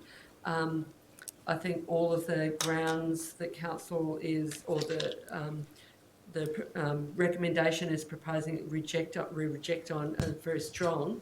I would feel that some other grounds of a rejection would also be strong, but unfortunately VCAT has already ruled on those. And I know residents will be, fighting on in VCAT, but I think it is important that at least council makes a strong, takes a strong position rejecting on these grounds, and that at least is an important step, and I hope that we can convince VCAT to reject on these grounds as well. And good luck to the residents, because I think it's really been fantastic that you've been able to stay the fight. Not everyone can stick with it going through all these VCAT hearings. It's a very intimidatory kind of process, especially when you're up against all of these experts and lawyers and so forth. But I think, I also think, your advocacy has also had an impact on council as well, and I think that's also been important. Thank you, Councillor Bolton. Are there any councillors that would like to speak against the motion? And are there any councillors who would like to? Councillor Kavanagh and then Councillor Riley. In favour, yeah. Yep. Yes, I'm speaking in favour of the motion. First of all, congratulations to the residents, and thank you for coming tonight, and particularly the Protect the Princess, Protect Park Street Residents group. It's been extremely well organised and extremely well represented tonight, so thank you very much. It's disappointing that the applicant isn't here, because I think in every case the applicant should face the residents and explain their reasons for their development, etc. And I know it's been a long process and it's a difficult process for residents, and unfortunately the process is very much, I think, in favour of the applicant. But I think a couple of things, I hope the applicant is actually watching the live streaming at least. I think the issues that Naomi raised about the treatment of Merri and her sister and the lack of concern for residents, I think is deeply concerning. We're all have family members here, and we've, and have had elderly relatives, etc. And we'd hate to see our own family members treated that way. And so I say that I think that there should be some sort of, hopefully, a change in attitude, because that's unacceptable. And also the fact that the plans, it strikes me that the plans have been so inaccurate on so many occasions. For a large development such as this, that's unacceptable as well. So just on that, they're just two thoughts from me, and I'm pleased that council is marching with VCAT with the residents to say that we're not supportive at this point in time, and I congratulate the residents on their advocacy. Thank you, John. Councillor Kavanagh. Councillor Riley. Yeah, I just want to acknowledge the effort and the stresses that this has imposed on the communities around there, and thank Christine and Naomi and Elizabeth and everyone who's presented this evening for weathering this. This has been a very good example of how not to do a planning application. It opened up firstly in the papers and was a ridiculous proposal from the get-go, and they should have understood that, because they dealt with our officers in the first place, and they've played this in the way that's quite disingenuous, I think. Having said that, the conditions that are being proposed tonight with the VCAT are improvements. VCAT have essentially said that they accept, by not throwing this out, they've essentially said they accept this proposal and they want it worked on further. So it's going to go through the VCAT process and it'll probably get approved there. That's why tonight's recommendations from the officers are very much appreciated in terms of making sure the heritage issues and the substation is being protected. I'm rather pleased that we're recommending that it be exposed to the elements, not covered in by glass walls and separated from the community. There's a lot about this that's wanting. I mean, the apartment standards that's been submitted tonight are really missing.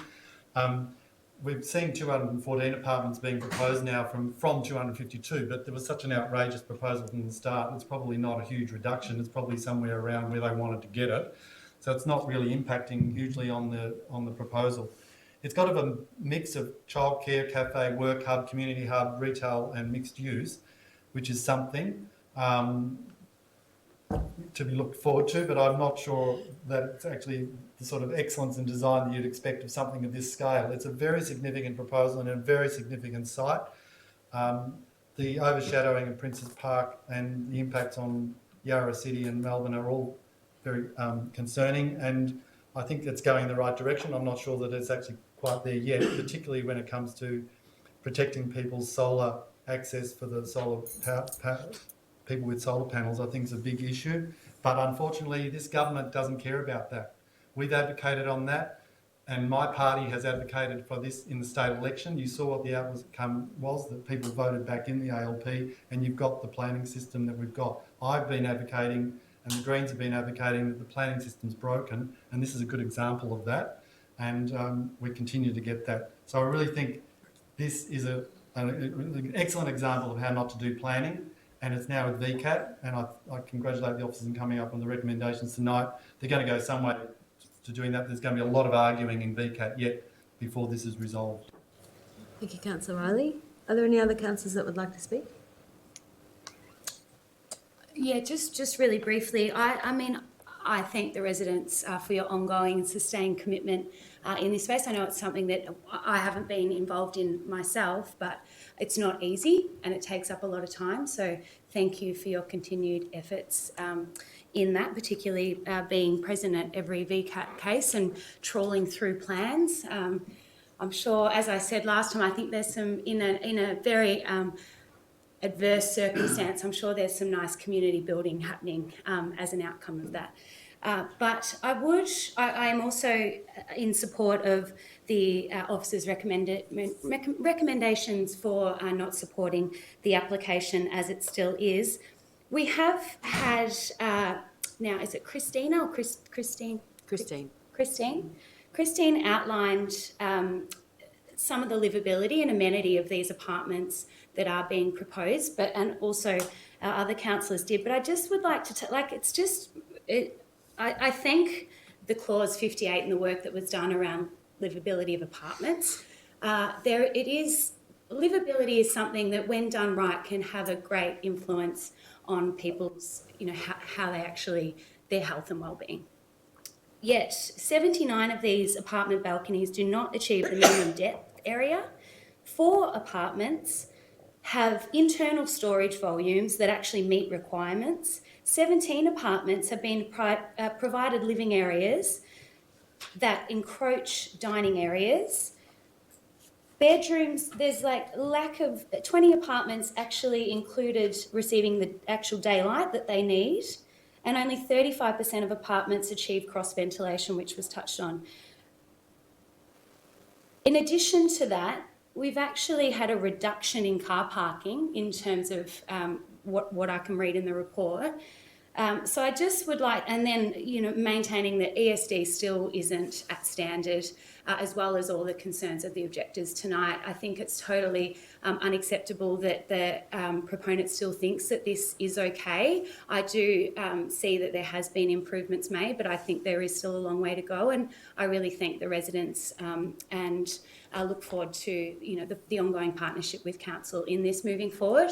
I empathise with the fact that we're not able to include the deep soil planting and the overshadowing. I understand why, but I do. It would be nice if if VCAT were able to recognise as that not being acceptable, but unfortunately they didn't. So just reiterating, I've lost my words tonight, but that they are the reasons why, not because we've chosen to do so. Thanks. Thank you, Councillor Dorney. Are there any other councillors that would like to speak to the application?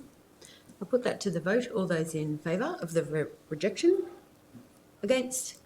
We declare that carried. And I'll now ask... Recorded unanimously? Yeah, of course.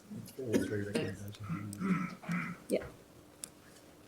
So that's just to confirm for all three recommendations, A, B and C, that it was carried unanimously. And I'll now ask Darren to outline what the next steps. Thank you. So the council is now resolved to write to VCAT, and that will include writing to all parties to the hearing or to the VCAT appeal that it does not support the amended plans circulated on 15th of July for the reasons outlined in the officer's recommendation. The council will also recommend that a hearing be scheduled so that submissions can be made. I just note that the tribunal will make that final determination in relation to whether a hearing will actually take place. Thank you. Thank you. And thank you to everyone that's been involved in the whole process. Okay, I'll now move to DCF 7019. I'll let everybody go home. Thank you all. 843 to 851 Sydney Road, Brunswick. Planning permit application MPS 2018-941. And I'll ask the officers to present the report. Thank you. Thank you. So this is an application for the development of the land for an 8-storey building comprising dwellings and a restricted retail premises. It's also seeking a reduction of the standard car parking requirement and removal of easements. The site is within the Brunswick Activity Centre, which is an area identified for significant housing growth. It's zoned commercially and is affected by a number of overlays, including a design and development overlay, which sets out the preferred built form for the site. That includes a 19-metre preferred overall height and a mandatory street wall height to Sydney Road of 8 to 11 metres. The subject site is located on the corner of Cousins Street and Sydney Road, just down from Moreland Road in Brunswick. It's primarily a commercial industrial area, although there is some shop-top housing in the vicinity.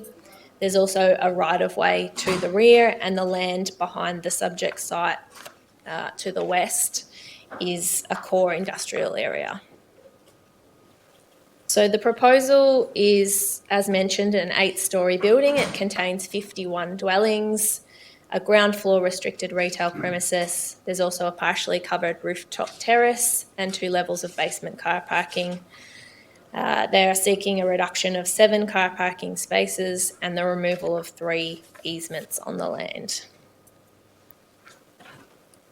The application attracted 2 objections during the public notification process, and a range of issues were raised, which included amenity impacts, car parking, overdevelopment, internal amenity and height. The key issue for this proposal is the overall height and the setbacks to Sydney Road at the upper levels. The height is effectively 2 storeys above the preferred height set out in the design and development overlay, and the upper levels encroach into the preferred setbacks for Sydney Road, as highlighted in the sectional image shown on the screen. To resolve these issues, the officer recommendation proposes to delete 1 level from the building. It's therefore recommended that a notice of decision to grant a planning permit be issued, and that's subject to the conditions contained in the recommendation, which include the deletion of level 7 and other minor changes to enhance internal amenity and the appearance of the building. Thank you. Are there any objectors or submitters who would like to speak to the application? Come forward, thank you. Hi, my name's Phil. I'm from 7 Cousins Street, so we would this backs onto us. I'm from a new business there. We've just moved to the area about 6 months ago, up the space. Okay, so I operate something called Evcon Artistic Holdings. We're a private organisation, but we represent artists, all sorts of artists, various artists, actors, theatre makers, filmmakers, photographers, graphic designers, all sorts of people. We bring a lot of people into the area, hundreds every week probably, into this area, primarily because we offer really affordable space for artists to be able to use and access. Our primary sort of activity is acting classes, but really that's only just primary. That's sort of 51% of our business, 49% is other things. And the loss of light to our building is, in my estimation, completely unreasonable. The back of this building will just be meters away from us and block out the sky completely. One of our primary reasons for moving to this area was to this building specifically for its access to light that we currently enjoy. We will go down from 10 windows that receive light to 2. One whole side of the building will be completely blocked out from the sun. This will greatly affect the work that our artists do, as you can well imagine, and greatly impact the people that use the space to do what they do. To put it in a context as well, we're not government funded, we're not even a not-for-profit, but we support artists, hundreds of artists, if not thousands in the time that we've been around. Frequently, if artists don't have money, we will enter into a barter system with them. You want space, you want a space to do your work, to do your film, to hold your audition, whatever, to do your photography, to shoot a self-test here, that's fine. Can you come and paint this in our building? Can you maintain this? So we have a massive community that follows us, that's thousands strong on Facebook and in our mailing list, because we offer a great service to them, and you will be, if this went through, it would be drastically impacting their amenity, their access to light, which greatly affects the work that they do. Natural light is a must for many, many artists, including the ones housed in our building. And not to dance around the issue, but if I thought that a building of this size was going to go up next to our building when we were looking to move from North Melbourne, I certainly wouldn't have taken this space at all.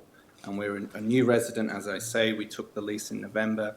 We've been in the space actively now for 4 or 5 months after redeveloping at significant cost. And I might add that we redeveloped so that our building has disability access. So this loss of light will be affecting those artists as well who struggle to get access to light and good space. If there was any at all protections of our light that could be given in the development of this project, that would be great. The issue isn't even solved from my point of view by putting skylights in our building, because they would still be dwarfed anyway. Yeah, I think that's it. Thank you for hearing me. Thank you, Phil. Okay, so unless you have anything to add, so I'll now hear, please, from the applicant or representative of the applicant. Thank you, committee. My name's Peter Barber. I'm a town planning consultant. Excuse my voice. I've had a bit of laryngitis. I'm a town planner and director of Urban Edge Consultants, and we're the town planners for this project. It was around mid-2017 that we were approached by the owners of the land to consider a redevelopment of this site. And we assembled a team, including obviously the architects and a number of other sub-consultants, including the traffic engineer, sustainable development consultants, traffic engineers and waste management consultants. The application process has been subject to a long process of engagement with council officers, including 2 pre-application meetings, and then ongoing adjustments following feedback from the officers throughout the application of the processing of the application.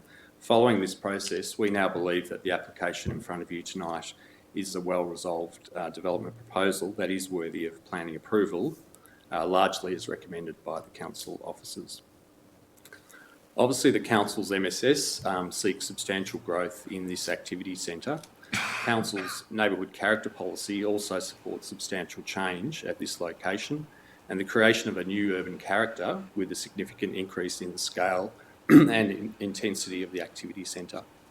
Clearly, there is strong strategic support at both local and state level for the development as proposed on the site. As noted in the officer's report, a balanced assessment of the proposal leads to a recommendation of support. It is worthy to note that there has been only limited objection to this application, with only 2 objections, and it was good to have the objector here from Cozen Street for me to hear tonight his objections. We had an opportunity to write to that objector, but haven't had a response back from him, and we understand his concerns. The council needs to understand that site is within an industrial zone, and we are within the commercial zone and within the major activity centre, and the boundary runs along that zone. We acknowledge the proposal will cast shadows in the morning, but as the sun goes around, I'm not sure if the shadow diagrams are up, the site will still get access to sun from the north and from the west. But we do acknowledge there are 8 windows on the laneway, but the building does step back as the building goes up. So that building will continue to maintain access to daylight, albeit that shadowing will occur during the morning period. We note that condition 1A of the recommendation is to delete level 7, which is somewhat of a surprise to us and hasn't been mooted until we received notice of tonight's meeting. We believe that the removal of 6 dwellings by this change, which seeks to reduce the height by 3 metres, isn't warranted. The 8-storey height plus the communal roof deck is within the 4 to 10-storey height range, which is envisaged in the DDO, noting that there are no low-rise residential interfaces to the site, which would otherwise suggest a lower form be adopted. The upper levels are highly recessive to Sydney Road, with a setback of some 10 metres to the frontage. I'm not sure if we can get figure 3 back up. That might help rather than me just reading something to you. And you'll note level 7 there with the circle that's the only element of the built form which breaches the DDO. So our suggestion would be, rather than delete the whole floor, would be to further set back level 7 by about 4.5 metres. So when you're standing on the other side of the street, that element which is visible would actually would disappear. So Peter, I need to just get you to wrap it up. I know everyone in the room has... Our suggestion to council is to adopt the recommendation, Yep. Albeit that 1A should be retained, and that the built form could be set back to meet the DDO 18 instead of reduction of height by 3 metres. I've also noted 1C, I think, has got a typo. Well, it says 1.5 metres, but it should be square metres for the balconies. Just thought I'd raise that one as well. Thank you. Sorry for taking too much time. That's okay. Excuse my voice. It's what happened all night. It's me on the clock. Are there any questions from councillors? Councillor Riley and then Councillor Bolton. Are we able to see the northern elevation at all? Is that possible to bring that up? Just to clarify with the objector tonight, just if it's possible to have a look at that, because there is a right of way next to it, and I understand it's still a very tall building to have next to you, but I'm just interested in having a look at that. Thanks.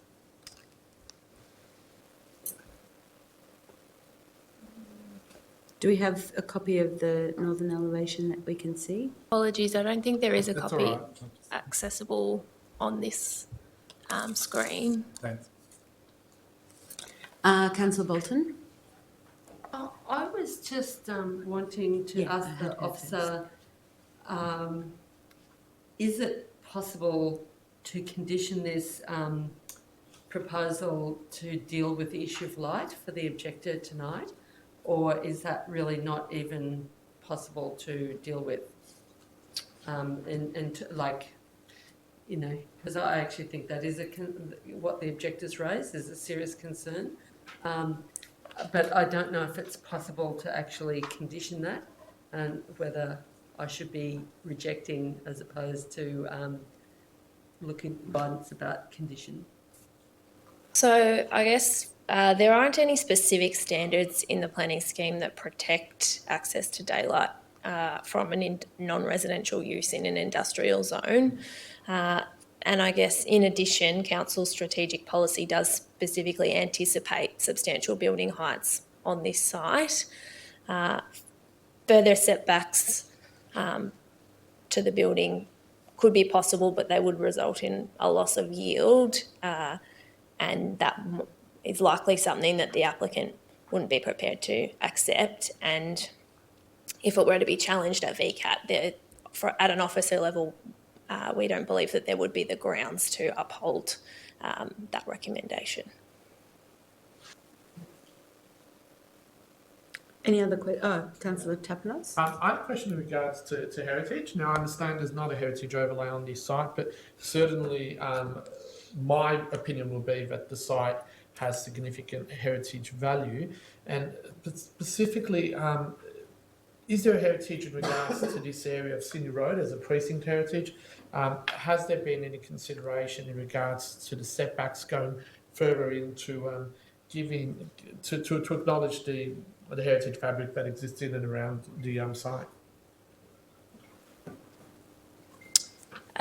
So the subject site isn't contained within a heritage overlay. The Sydney Road precinct-based heritage overlay doesn't extend as far north as this site. The design and development overlay was developed with, I guess, the majority of Sydney Road in mind, and that's partly why there are mandatory street wall heights and specific upper level setbacks to buildings in Sydney Road, and that's to protect that sort of two-storey character, I guess, of Sydney Road. But unfortunately, the demolition of the building does not require a planning permit, and there's no heritage overlay that protects the existing building on the site. Thank you. Councillor Kavanagh? Let's ask the applicant a question. Yeah. You mentioned in your, unless I heard incorrectly, that about the building height and concern, and that we didn't really, except for the encroachment, there was no concern with the building height.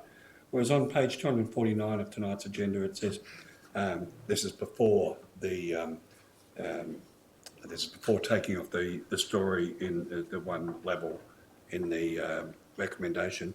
It says the total variation in DDO 18 sought is therefore 9.7 metres. In other words, on your plans, it's saying that you're encroaching by 9.7 metres above the preferred height. Are you disagreeing with that? No, I'm not. Sorry, councillor. It's not a mandatory height. It's a preferred height. No. Yes. So the DDO itself talks about a range between 4 and 10. So I didn't mean to mislead the committee at all. So you just decided to take the lowest range, or not? So the 8 stories is within the 4 to 10 story range, right, but it's obviously above the preferred height in terms of metres. Right. Thank you. Thanks. Any other questions from council? Just to the applicant once more in regards to heritage. Did the applicant give any consideration to maintaining the heritage facades on Sydney Road in any shape, way or form to preserve the heritage of the local area in your development? As far as I know, given that the site is not affected by a heritage overlay, part of the original due diligence was to determine if there was a heritage overlay, and given that there was no heritage overlay, the preference was, or the decision was by the permit applicant, was to not retain the building. But obviously, if it was a heritage overlay, consideration would have been given, obviously, to keeping the fabric of the building and then building a tower above it. But because it wasn't in a heritage overlay, I don't think that's been part of their consideration to retain it. Mm-hmm. Thank you. Any other questions from councillors? Can I have a motion, please? Councillor Kavanagh? I move the officer recommendation. If I have a seconder, I'll speak to it briefly. Seconder? Councillor Riley? Yes, I'm supportive of the officer recommendation. I'm also supportive of particularly point 1A, which is the deletion of level 7, which contains 6 dwellings. And to be frank, when at the briefing I actually was considering putting up an alternative motion to take another level off, So that's why I asked the question before. So, but when I looked at it, I thought that would probably almost bordering on a refusal. And so I think that that deletion of level 7 is important, and the deletion of those 6 dwellings. And I think then the overall building site is still in above the preferred height, but only slightly above the preferred height, and therefore I'm comfortable with it. Overall, I appreciate the conditions that the officers have put forward, and I think that with those conditions, the application is worthy of approval. Thank you, Councillor Kavanagh. Councillor Riley. Yeah, thank you. I think this is barely acceptable to me, especially with the removal of the 7th floor. The issues around light, we've already discussed that tonight. It's interesting, as a whole evening of light. Every application tonight has been addressing that. And it quite concerns me that I'm hearing this kind of at the 11th hour, literally as it's coming here. I would have liked to have known about this earlier. However, that's the case that we're facing. And given that it's morning light that will be mostly where this industry, I'm just wondering how, I can't ask the question now, but how much of the service is being offered between dawn till 10 or 11 a.m. or whenever the sun starts to come across to that part of the building. Obviously it's going to impact at that time of the day, but I'm relatively satisfied that there's half the day where you're getting reasonable sunshine, and it's unlikely to be affected from future developments because it's an industrial zone and you won't get that level of development, unlikely to get that happening to your other side. So I am concerned to hear that, but I think it kind of scrapes in as acceptable to me this evening. It's not a great outcome, but better than many other applications I've seen. The fact that the building's got a 6.5 star rating makes it acceptable. It's pretty good. As I said earlier tonight, it could be better, but especially in these buildings of this size, I would expect that they would be trying to achieve much better results, because they're large investments and they're putting a lot of people in housing, and we can actually, if we can accommodate them with better, more efficient accommodation, they're cheaper to live in the long run, and it's better for everybody. So so on those grounds, I'm prepared to second this application. Thank you, Councillor Riley. Councillor Bolton. I'd like to speak against the application. I personally think the height should be reduced by 2 levels rather than 1 level. I am concerned about the light.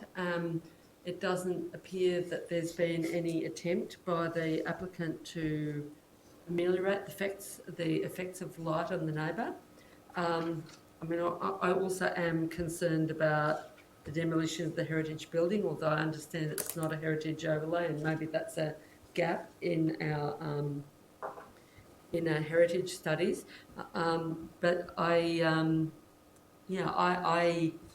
feel that there should have been some sort of steps taken by the applicant to deal with the issue of light for the neighbour. I think, while yes, it sounds like it's a very busy premises with a lot of artists, and certainly some artists might work late, but a lot of artists work early in the morning as well. It's not artists don't necessarily always get up late, so there would be a lot of elements of artwork where you do need good light. In particular, photography would be one, but others as well. For those reasons, I'm actually going to vote against. Thank you, Councillor Bolton. Any other councillors that would like to speak? Councillor Tapanos. I also rise to speak against the application. I think it's a very important site, this one, and really as a council we should be not just accepting what is the bare minimum or barely acceptable, but really be pursuing the developer to go above and beyond. And for me, I would have to say that the key area of non-compliance here is on height with DDO 18, even with the deletion of that additional level. Our structure plan details preferred heights. Yes, they are mandatory. Many of the councillors, at least here in the room, will know that I'm not happy with that and think that they should be mandatory. But nonetheless, Can I just in the- interrupt you, just for the record, you said mandatory, but you meant discretionary. No, discretionary. Yeah. They are Just because- discretionary. yeah. I prefer that they were mandatory. But nonetheless, in its discretion, it talks about having applications which have exemplary design elements being able to exceed those preferred heights. Now, I say when you look at this application, I will not describe any element of it being exemplary in any way, shape or form. I've heard it described as barely passable, and I would almost agree with that. But I think we could do better. Even though there is no heritage protection on this site, I would say that one of those key things that I might have considered as part of being exemplary was more ESB, better design features, and retaining of some of the heritage facades. Now, if something like that were to be offered, perhaps I would be lenient in regards to applying that discretion above the height limits, but I don't really see it in this application, and I think we should send it back and ask for something better. Thank you, Councillor Tapnos. Are there any other councillors that would like to speak? I just wanted to mention that I also would have liked to have heard about what's next door before now, and I'll tell you why. I had a meeting yesterday, and what it was revealed is that we have a new scenario, reasonably new scenario, and very unique, of employment happening in the city, which is kind of caught between industrial and commercial, so that it exists in industrial areas, but it's not necessarily industry in the traditional sense. And I think it's turning up a bit of an anomaly. So rather than lose or win this on the casting vote, I'll actually be abstaining from the vote because I agree that it needs more work, and I'm not prepared to drag this either way. But I'm not very inclined to accept it either. And I agree that the heritage should have been addressed, except it won't be because there's nothing covering that. So I think that this is showing something that we need to learn about what's happening in the city in terms of employment, which needs to be addressed. Are there any other councillors that would like to speak? I'll put that to the vote. All those in favour? Against? I declare that carried. So I now ask the officers to outline what happens next. Thank you. So council has just determined to issue a notice of decision to grant a planning permit, subject to the conditions contained in the recommendation. Following the issue of the decision, both the applicant and objectors will receive a copy of the notice of decision. Objectors will have 28 days to then appeal that decision at the Victorian Civil and Administrative Tribunal. If no appeal is lodged, a planning permit will issue and the applicant then has 60 days to appeal any conditions. Thank you. Thank you. So, are there any urgent business items to consider this evening? Nothing's been put to me that is urgent, so that concludes the business we have for this evening. So, councillors, I'm really sorry. it'll just have to wait until after the meeting. Okay. Councillors, members of the gallery, and to our viewers live streaming at home, I declare the council meeting for planning and related matters closed at 8:30. Thank you.